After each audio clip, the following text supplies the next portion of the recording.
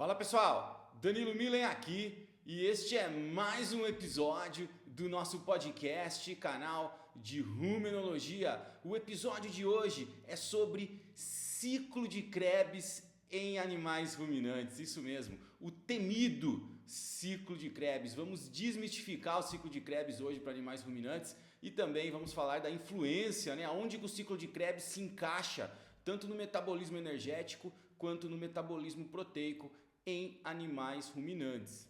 Bom, para quem está vendo no YouTube, eu estou mostrando aqui para vocês, o resultado de uma fermentação anaeróbica e de uma fermentação aeróbica. Lembrando, pessoal, que em muitos dos episódios anteriores aqui no canal a gente conversou diversas vezes que o meio ruminal, o ecossistema ruminal é anaeróbico, ou seja, acontece uma fermentação sem a presença de oxigênio. E aí, 1 mol de glicose no meio ruminal rende de 2 a 5 ATPs. Obviamente que também vai ter lá a produção de água, calor e CO2, assim como ocorre numa fermentação aeróbica, tá? Mas também vai ocorrer a produção de ácidos graxos de cadeia curta, metano, outros ácidos graxos de cadeia curta e menos importantes, como valerato, caproato, também ocasionalmente pode ocorrer a produção de lactato, tá?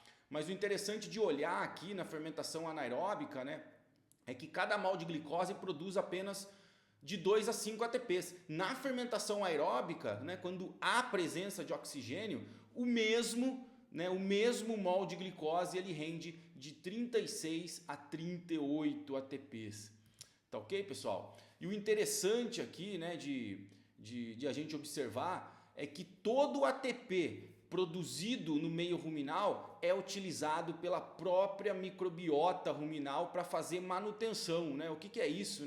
É a manutenção naquele momento que a microbiota não está se multiplicando. Por exemplo, ela não está colonizando um substrato, aquela bactéria que está indo de um substrato para outro, está no momento que não está se multiplicando, ou seja, como que essa bactéria se mantém no meio ruminal, na ausência de substrato? Ela se mantém com o ATP gerado dessa fermentação. Por isso que a gente fala que todo o ATP produzido dentro do rumen, ele não é utilizado pelo hospedeiro, ele é utilizado pela própria microbiota. E aí, o crescimento, na verdade, a população de micro-organismos lá dentro do rumen, ela está limitada pela quantidade de ATP disponível, não é pela quantidade de substrato. Obviamente que também é preciso do substrato para os micro-organismos se multiplicarem, mas lembrar que os micro-organismos não ficam se multiplicando o tempo todo, pessoal? Eles têm um tempo aí que eles têm de assimilação de substrato, ou seja, ou nesse movimento de um substrato para o outro.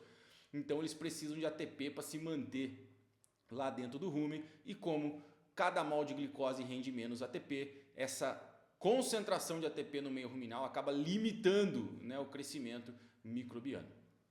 Tá ok? Muito bom. Então a gente já sabe que quando a gente fala de ciclo de Krebs, tem que haver presença de oxigênio. Então, com base em tudo que eu disse, a gente pode assumir que dentro do meio ruminal não tem ciclo de Krebs, ok? Então no meio lá do rumen, na hora que qualquer carboidrato é degradado, seja açúcares, amido, celulose ou hemicelulose, todos eles quando são degradados, ou seja, quebrados de polissacarídeos até monossacarídeos, todos eles no final das contas vão render glicose, tá ok? E aí cada mol de glicose fermentado no meio ruminal vai render aí de 2 a 5 ATPs, tá? Em suma, o meio ruminal, então, como a gente aprende na escola, via glicolítica, ciclo de Krebs e depois cadeia respiratória, o meio ruminal tem apenas a via glicolítica. Então, dentro do rumen não há ciclo de Krebs e nem cadeia respiratória. Esse é o primeiro ponto,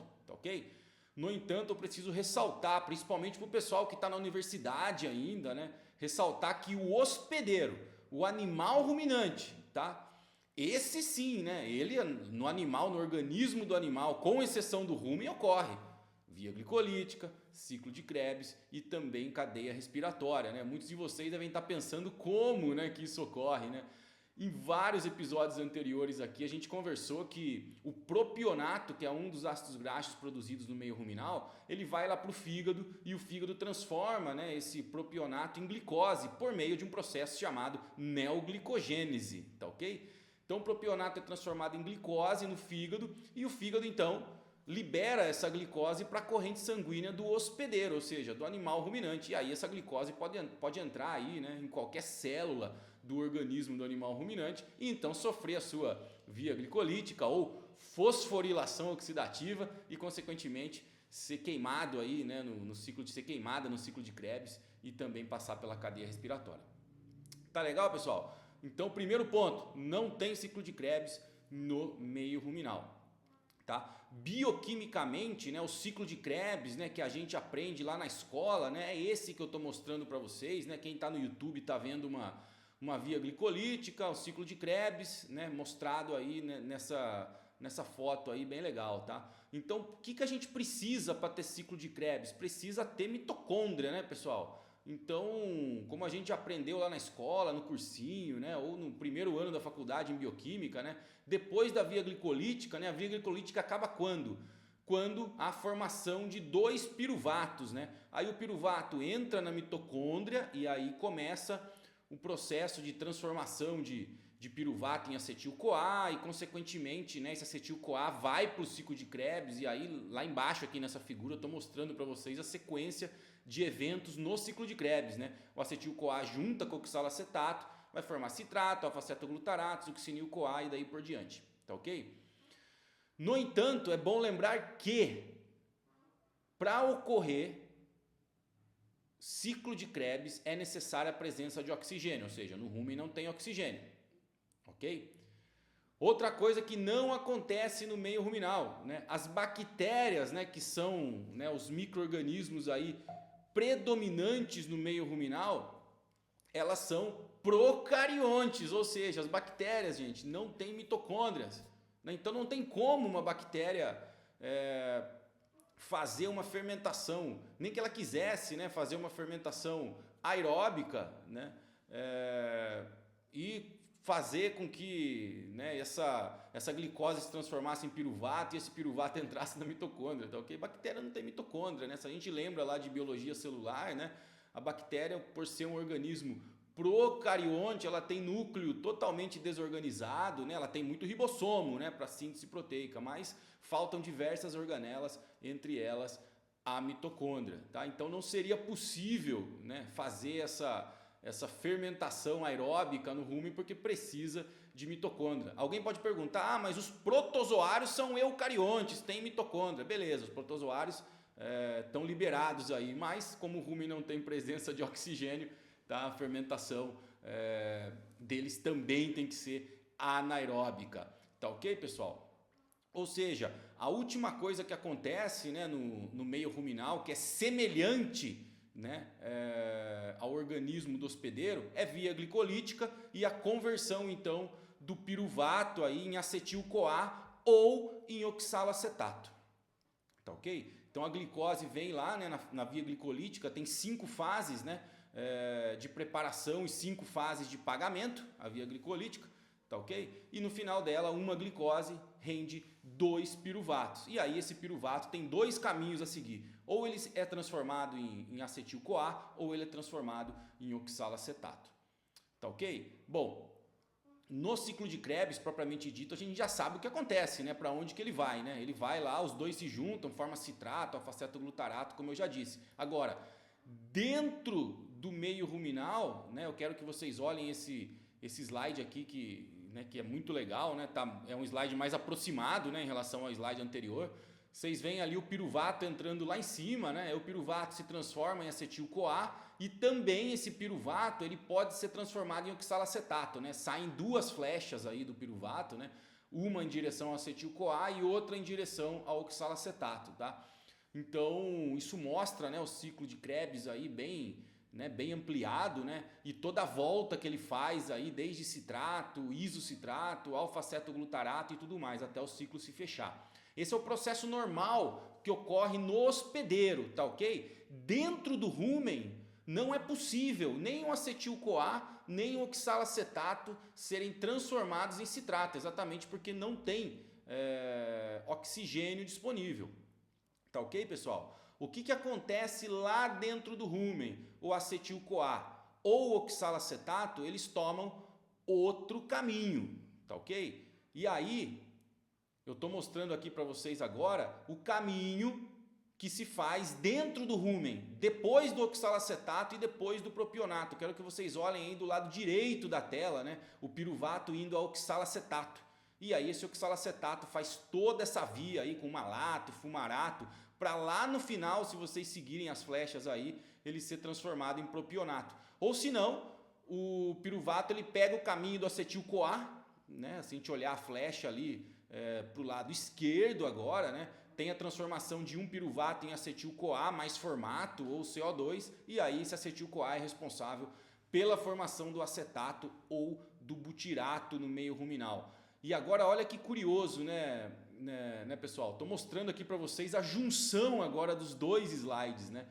O caminho aí depois do acetil-CoA e do oxalacetato dentro do rumen, comparado com o caminho aí no hospedeiro, né? Fora do rumen. Olha só que curioso, né? Se a gente olhar a figura aí da esquerda, né?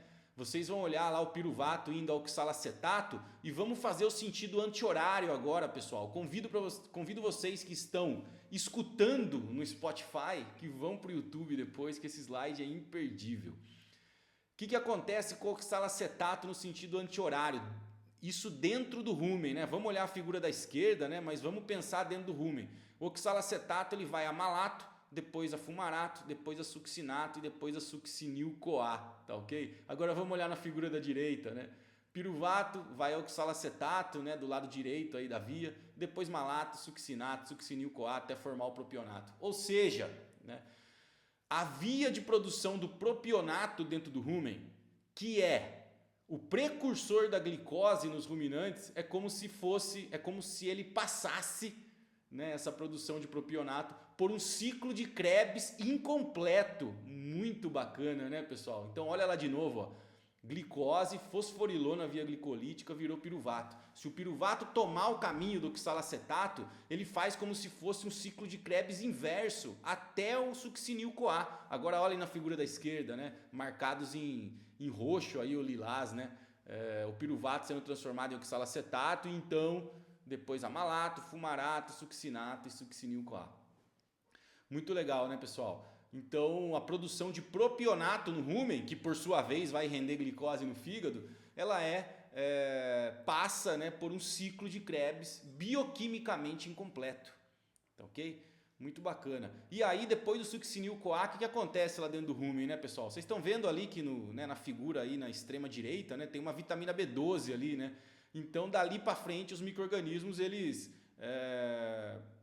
remoldaram, né, essa via, né? A vitamina B12 ela é produzida pelos próprios micro-organismos, né? Uma curiosidade aí que ela tem um cobalto bem no meio da molécula, né? Então é preciso a gente colocar cobalto na dieta, exatamente como substrato, né, para os micro-organismos sintetizarem vitamina B12, para essa vitamina B12 então ser capaz aí de atuar no processo de conversão do succinil-CoA para metilmalonil-CoA, que por sua vez vira propionil-CoA, então propionato. Legal, pessoal? Nessa via de produção de propionato, é bom ressaltar, né, pessoal? Vocês estão vendo lá que eu marquei para vocês, né? A glicose tem 6 carbonos, né? E no final da via glicolítica, é formado 2 piruvatos com 3 carbonos cada um, ou seja, não há perda de carbono na via glicolítica, tá certo? E também não há perda de carbono se no meio ruminal houver a formação de propionato. Por quê? Porque o piruvato vai ao oxalacetato, né? Ou seja, o piruvato se liga ao CO2, como está mostrado ali na parte direita do ciclo, né? O piruvato se liga ao CO2, forma o oxalacetato, que tem 4 carbonos.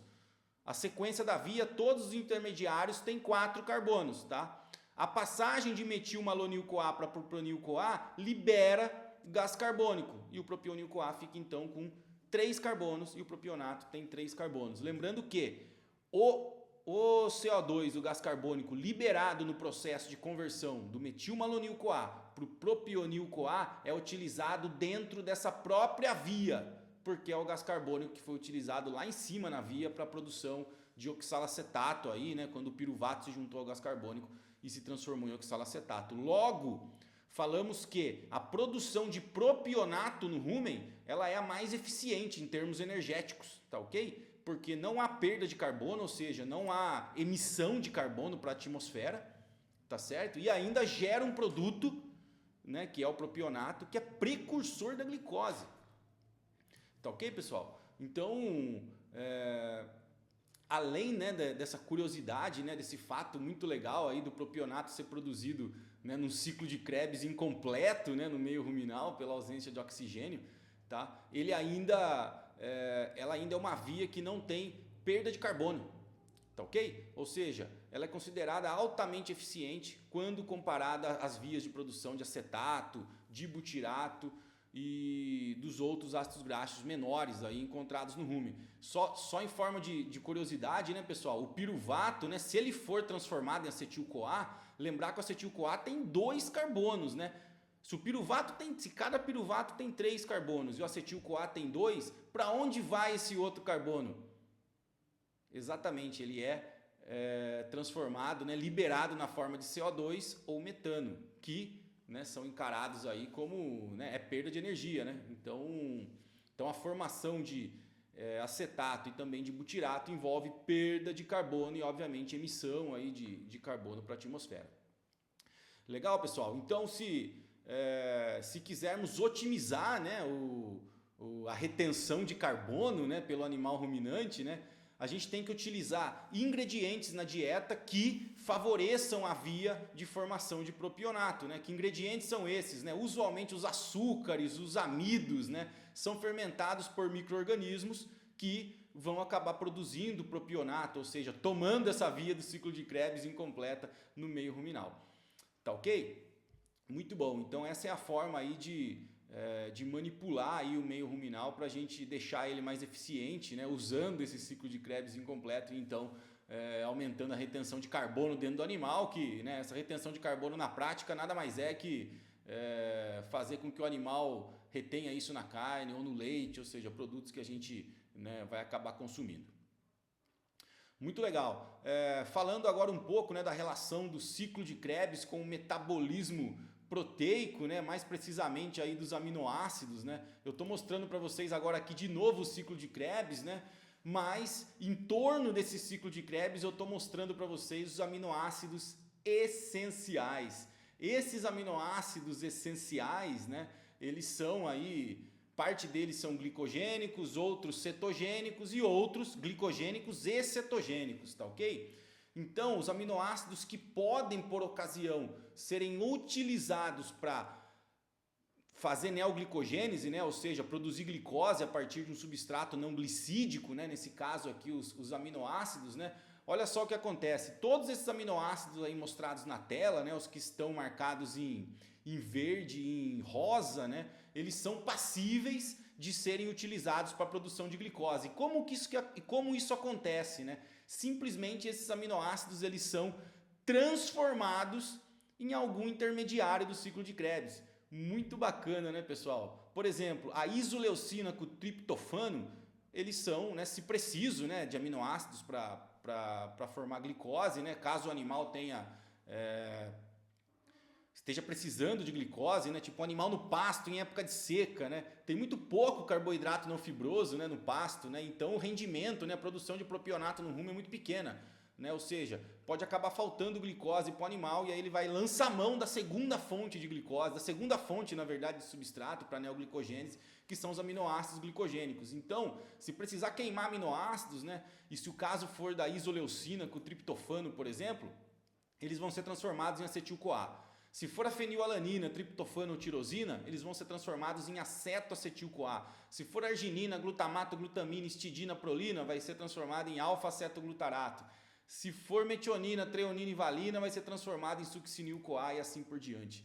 Tá ok, pessoal? Então, cada aminoácido aí dentro, né, conforme a sua característica, ele pode ser utilizado para, né, para formar glicose, por isso o nome, aminoácido glicogênico, mas antes ele tem que ser transformado lá no organismo do animal já, tá, pessoal? Lá no fígado, ele tem que ser transformado em algum intermediário do ciclo de Krebs lá no fígado, para então o fígado sintetizar a glicose. Bacana, né? Bacana, muito legal. E aí, como continuação aqui, né, do metabolismo proteico, né, tem aqui esse braço do metabolismo proteico chamado reciclagem de nitrogênio, né? Esse também é um gráfico muito bacana, né? Então para reciclar nitrogênio no rumen, a gente sabe que o ruminante é um animal fantástico e ele consegue reter mais nitrogênio no organismo via reciclagem de nitrogênio, ou seja, a amônia que sobra lá no meio ruminal, né, ela pode ser, na verdade, ela vai, né, ela passa pela parede do rumen e vai lá para o fígado, né, só se tiver um excesso muito grande de amônia, o fígado decide mandar, né, transformar essa amônia em ureia e então essa ureia é mandada lá para os rins excretada. Caso o animal ainda estiver precisando de nitrogênio, principalmente para fazer fermentação, o fígado não manda essa ureia recém-convertida para o rim, vai mandar de volta para a corrente sanguínea que por sua vez vai ou cruzar a parede do rumen, né, vai entrar, né, essa ureia vai cruzar a parede do rumen ou ela vai voltar via saliva, tá ok? Esse é o processo simples aí de reciclagem de nitrogênio, tá? Mas para ocorrer o processo de reciclagem, o que precisa acontecer, né, pessoal? Vocês estão vendo que o ciclo da ureia, que está bem no meio dessa figura, ele está acoplado com quem? Com o ciclo de Krebs, meu Deus do céu. O ciclo de Krebs participa, né, de quase todo o metabolismo do hospedeiro e ainda participa de forma incompleta no metabolismo ruminal. Muito bacana. Então, olha só, lá no ciclo de Krebs, né, quem que é um dos intermediários do ciclo de Krebs, né, o ciclo do ácido cítrico também, tá, pessoal? Pode ser os dois, tá? No meio lá do ciclo de Krebs, a gente tem o succinil-CoA como intermediário, como a gente já viu, né? Quem que é o responsável por abastecer o ciclo de Krebs com succinil-CoA lá no fígado?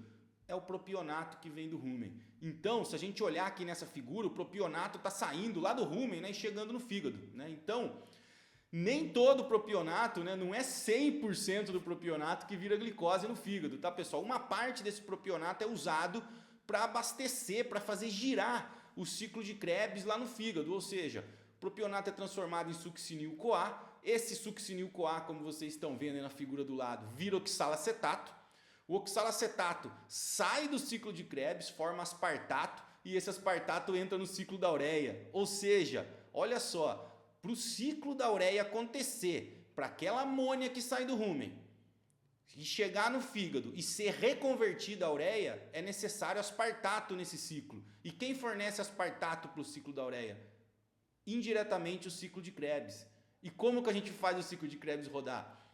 Por meio do propionato que vem do meio ruminal. Então, é bem relatado, já é bem reportado na literatura, né, que animais que mais reciclam nitrogênio, que têm maior potencial de reciclar nitrogênio, são aqueles que têm uma maior fermentação ruminal, porque, né, normalmente a produção de propionato está ligada aí, né, com uma maior fermentação no rumen, ou seja, tem mais substrato fermentando, vai produzir mais propionato, vai ter mais propionato disponível no fígado, esse propionato vai acabar abastecendo, né, com uma quantidade maior de succinil-CoA, o ciclo de Krebs, que por sua vez vai abastecer com uma quantidade maior de aspartato, o ciclo da ureia, e aí sim a conversão, né, de amônia a ureia vai ser mais eficiente no fígado. Imaginem só aqueles animais na época de seca, né, pessoal? Fornecer um sal ureado na época de seca, aquele pasto ruim, o que está acontecendo, né?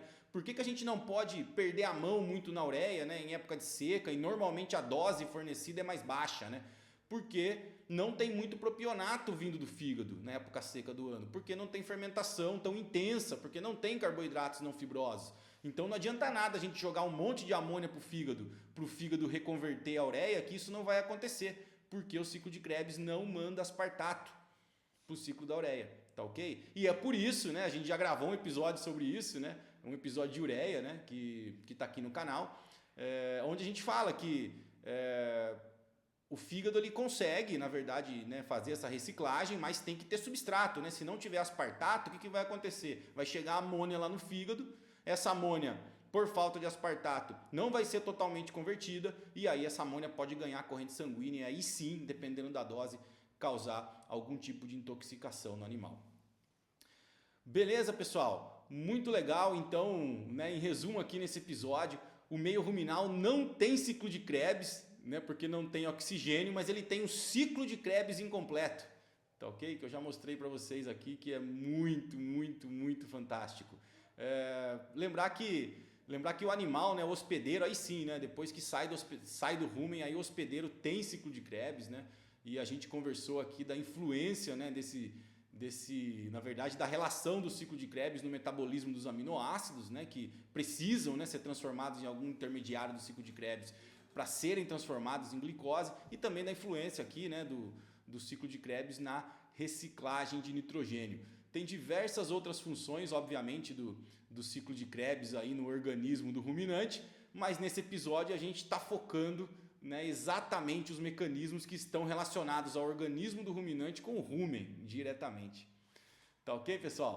Se você gostou desse episódio, indica para os seus amigos, para os seus colegas de trabalho, para os seus colegas da faculdade, avisa os seus professores que os vídeos estão ficando muito legais e que vocês usam como objeto de estudo. Eu sempre já recebi feedbacks assim, eu fico muito contente, porque esse canal foi criado exatamente para dar suporte para alunos de graduação e pós-graduação, que são aí aspirantes a nutricionistas de ruminantes, e por que não, né? Os nutricionistas já, sejam zootecnistas, agrônomos ou veterinários que já estão formados aí, são sempre muito bem-vindos para revisar conceitos e também, obviamente, desfrutar, né, dos demais episódios aí, onde, né, a gente faz entrevistas e conversa aí com celebridades do mundo do rumen, como eu chamo. Aliás, se vocês tiverem alguma sugestão de tema ou de celebridade do mundo do rumen para eu entrevistar, deixa aqui nos comentários do canal do YouTube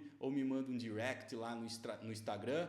E se inscrevam no canal, né, pessoal? Eu entrei agora aqui antes da gravação desse episódio no Analytics aqui do YouTube, né? 40% das pessoas que assistem os episódios no YouTube não são inscritos. Então, pessoal, se inscreve no canal, ativa o sininho para você receber as notificações quando um novo vídeo for publicado. É isso aí, espero que tenham gostado desse episódio. Bons estudos e um grande abraço.